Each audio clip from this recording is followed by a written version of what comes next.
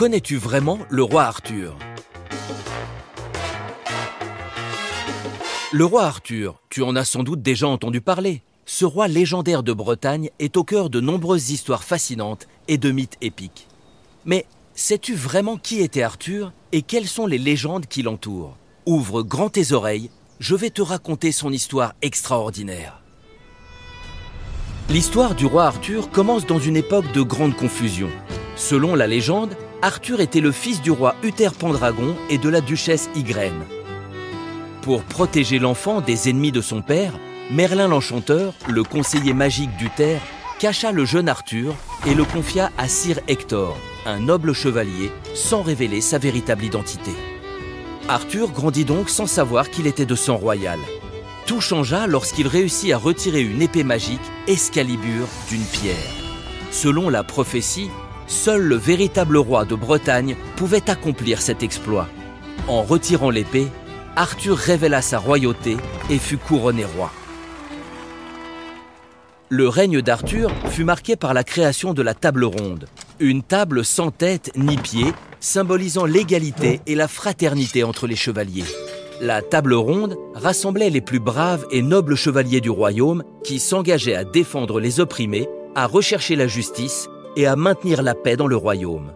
Parmi les chevaliers les plus célèbres, on trouve Lancelot, Gauvin, Perceval et Tristan.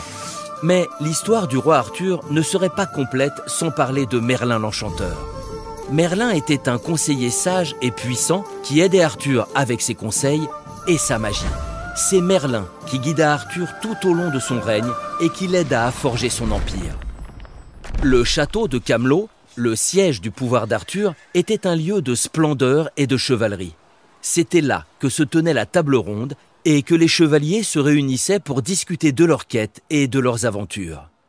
L'une des quêtes les plus célèbres des chevaliers de la table ronde est celle du Saint Graal. Le Saint Graal est une coupe sacrée qui, selon la légende, aurait été utilisée par Jésus-Christ lors de la dernière scène et aurait des pouvoirs miraculeux.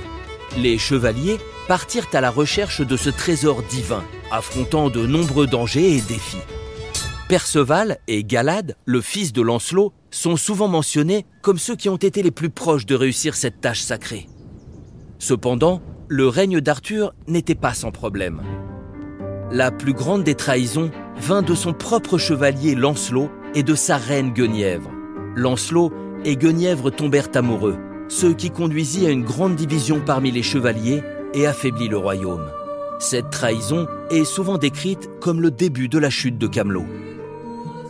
Le déclin du royaume atteignit son apogée avec la rébellion de Mordred, le fils illégitime d'Arthur, qui tenta de s'emparer du trône. Lors de la bataille finale de Camlann, Arthur et Mordred s'affrontèrent. Arthur parvint à tuer Mordred, mais fut gravement blessé. Selon la légende, Arthur fut emmené sur l'île mystique d'Avalon pour être soigné, et certains croient encore qu'il reviendra un jour pour sauver la Bretagne en cas de grand péril.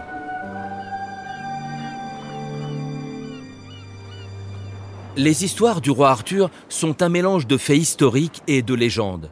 Bien que nous ne sachions pas avec certitude si Arthur a réellement existé, son histoire a captivé les imaginations pendant des siècles et continue d'inspirer des livres, des films et des œuvres d'art. Et voilà, maintenant tu connais vraiment le roi Arthur. Un roi légendaire, héros de nombreuses aventures et symbole de la chevalerie.